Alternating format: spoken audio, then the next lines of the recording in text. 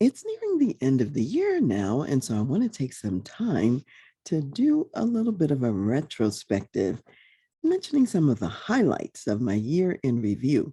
And I also want to remind you, in case you don't remember, we do have a tool available on our website if you would like to have a planning tool so you can plan your next year from a business perspective, thinking about what's happened this year, thinking about where you're going next year and what you want to commit to. So let me just give you the URL for that, which is www.transleadership/future. And that's for your future focus planning tool. So you can actually get that and be ready for the upcoming year. And as I was looking back at the year, and it's important to look back before planning ahead so that you can see the ground you've covered and also what's remaining to do. And as I was looking back with a lens and with an eye of Thanksgiving. And so there are 12 things in particular I want to mention specifically. There's always more to be thankful for, but then we'd be here all day. So I'll just mention 12 specifics. And number one is just for life itself. I know this year there have been so many friends of mine, close friends, who have died. Weekly, friend after friend after friend. And I know I said last year that a lot of people died as well. It was a little more sporadic, though, in last year. It wasn't every single week one or more people. This year, deaths have occurred every single week. And for one period in this year, they occurred every day for a month, minus 2 or 3 days. So that's a lot of loss, and not just of remote people, but of people who are in my close in circle. So when I think about the fact that I'm still here and that I'm alive and well, that's number one, something to be thankful for. And if I didn't have number one, then the rest of the items on the list really wouldn't make much difference. So that's number one. Number two is having the ability to work in a virtual context and still to make a significant difference for my clients and those who I'm working with. There are people who I'm coming alongside as they are making selection decisions. And we know that this is a challenging time for businesses in finding the right talent, finding the right people. And so that's a useful way to spend time is to help a client think about who do they really want right now, who do they really need, and how do they really attract that individual. So helping some with selection decisions, helping others just to make tough and difficult decisions in this climate of the pandemic, in this climate of vaccine mandates, and so many other variables that are affecting business beyond the usual variables that affect all businesses at any time of the year anyway. So we've got some extra things in this year. Also, coming alongside people to work on succession planning, thinking about the future of the organization. What talent, not only do you want to select, what talent do you want to develop in the organization, and who might you be thinking about for key roles down the line? And what do they need to know? What gaps need to be covered so that those individuals are ready in the organization? And if you are an executive leader, and it's time for you to be thinking about your next chapter and what's going to be next for you, you want to leave the organization in a great place. That's part of leaving a powerful leadership legacy. So I'm just delighted that I am able to come alongside my clients, even in a virtual format, and still have that impact and still make that difference. So that's number two. Number three is normally I would be traveling significantly and I'd be traveling globally to different countries where I have clients and so on. And what I've been excited about is that I still have been able to maintain and even start up new global relationships and partnerships because of the way that we really are connected through the internet in the current environment. And so the international connections, the global connections don't have to be sacrificed and are not sacrificed in this time. I actually have added to my global connections and international partners. So that's number three. Number four, since in my case, I have still remained virtual and I've remained grounded, not flying around at the 80% level that I flew before the pandemic. I've been concerned because I know that my elite status on the airline has been paused. And I'm so happy to announce that United Airlines has informed me that they're extending my elite status for another year. And hopefully, that's all we'll need to break through enough of this pandemic that in my case, I can be back out on the road and flying to different locations to meet my clients again in person. So that I consider to be a blessing that was extended, so I won't have to start from ground zero when I come back. Also this year, a couple of things happened on the personal side related to my church affiliation. Earlier in the year, I was asked to step into a new leadership role, and so I'm now leading our church prayer ministry. And what I have discovered about that is what a blessing. First of all, my partners in the prayer ministry are powerful people of God and who join God in his throne room and hear from God and talk to God about the situations that are going on in our world. So it's beyond just the church, but things that are going on with people all around us. And we're always interceding on behalf of others. I consider that a real privilege and a real blessing to have an opportunity to lead that particular group. And if you're out there and you know that you are a person who's needing some prayer, just drop me a note, drop me a line, let me know what you need prayer for, whether it's personal or for your business, and we will lift you up in prayer as well.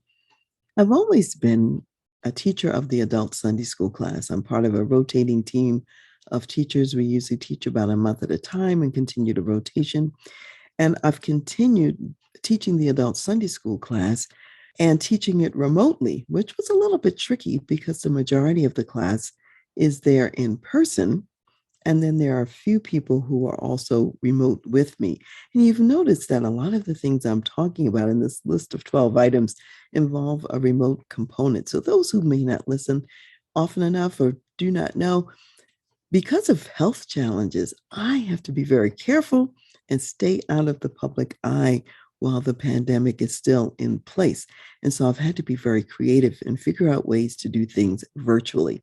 And even though our church does not necessarily have the most perfect system in terms of audio-visual equipment, we're still making it work as far as the adult Sunday school class and me teaching it virtually.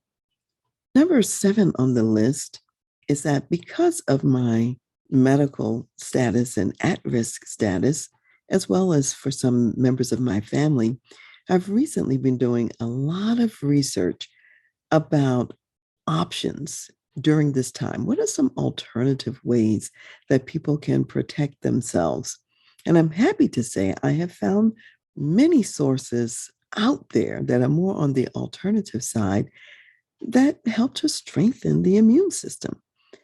And I'm in the process of developing a fact sheet that would help other people who may have a compromised immune system and who may not be the best candidates for the vaccine.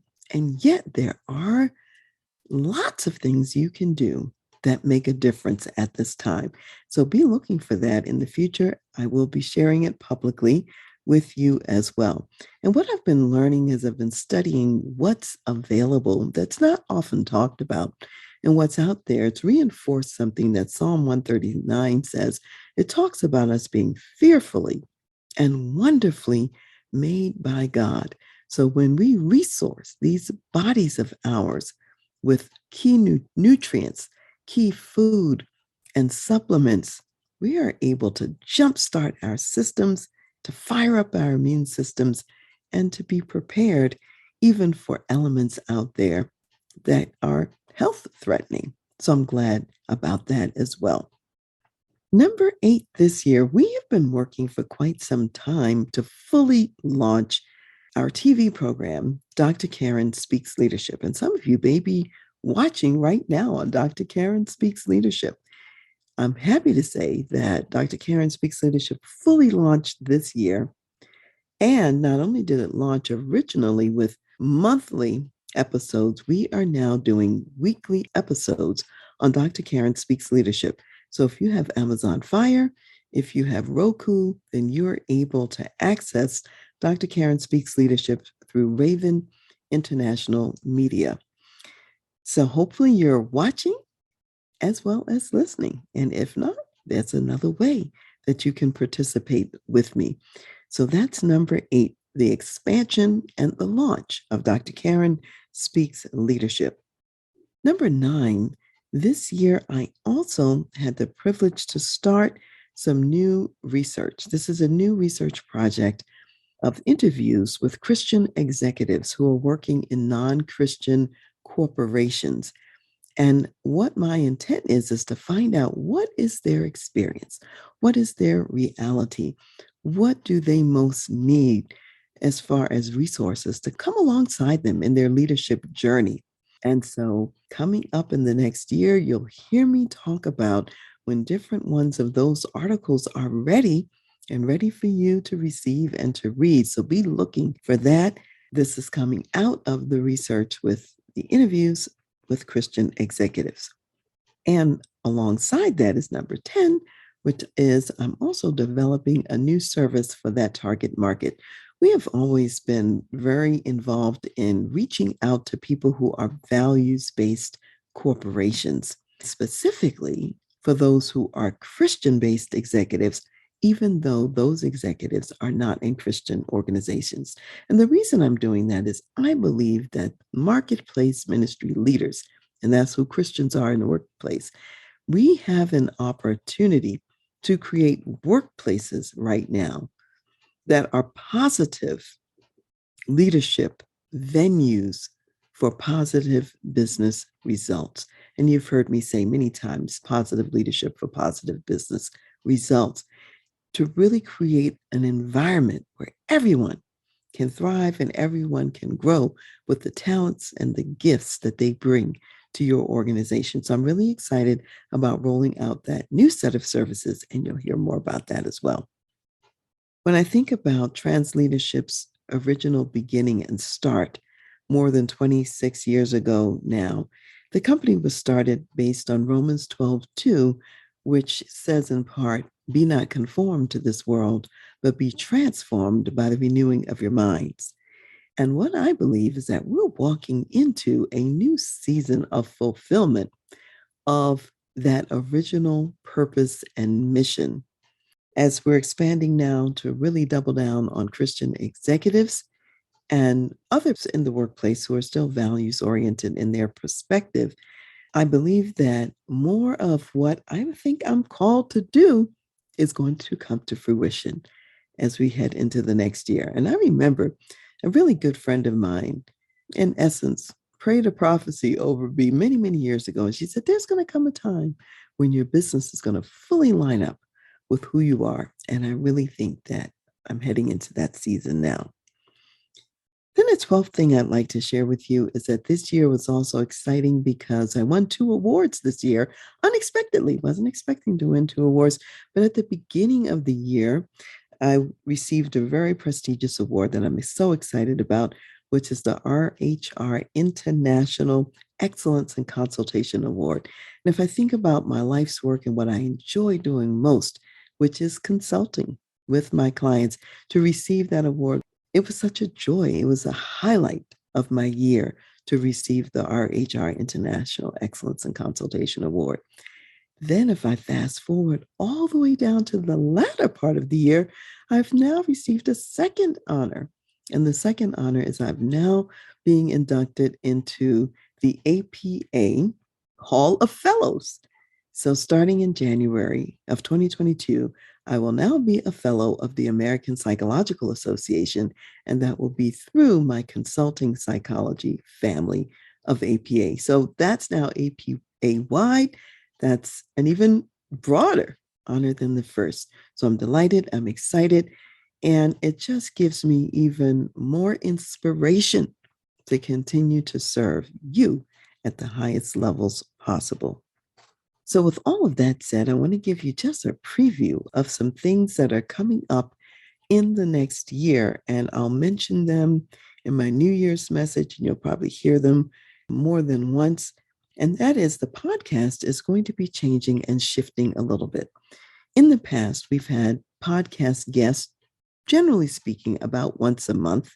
Occasionally, we might do two, but generally about once a month, and usually the last week of the month. We are changing our podcast format. So we will have guests on the second week of every month and also on the fourth week. So that's now moving to twice. And that's going to be one show per week. And we're moving from 2 shows a week to 1 show per week on the weeks when we have guests. On the weeks when we don't have guests, we're still going to do 2 shows in those weeks. So that'll be the first week and the third week. And on months where there's a fifth week, that'll be the wild card week. And so no telling what we'll do. We may have a guest or we may not. That will probably vary. So look for some of those changes. We'll also put that out on our news feed and our email list. So if you want to be on the email list, just send a note to admin@transleadership.com and we can add you to the email list as well. Also, you will hear more about the new advisement service for Christian executives. That's going to be coming out next year. And as I already mentioned, the articles that I will be putting out that are going to be particularly relevant to those of you who are Christians in the workplace. So I say all of that to say we've taken this journey, the journey through vision in 2020 to impact in 2021 and forecasting to 2022. That will be the year of abundance. And that's where we're headed for 2022. So if you want to get your planning tool so you can plan next year so that it's your best year yet, please remember to go to www.transleadership.com/future for the planning tool. And if I can come alongside you and facilitate your success in any way, please remember to reach out to me. You may contact me at Dr. Karen, Karen, @transleadership.com, or you may phone at 719-534-0949, extension 1. And I'd like to close today's segment with sharing a scripture from Proverbs, the 18th chapter and verse 10. And it says, "The name of the Lord is a strong tower. The righteous run to it and are safe." So no matter what's going on in our world, there's always something to be thankful for. God is always at work bringing to life newness for you, new things in the new year. And no matter what's going on, even of a challenging and difficult nature, our greatest safety is always in God's strong tower.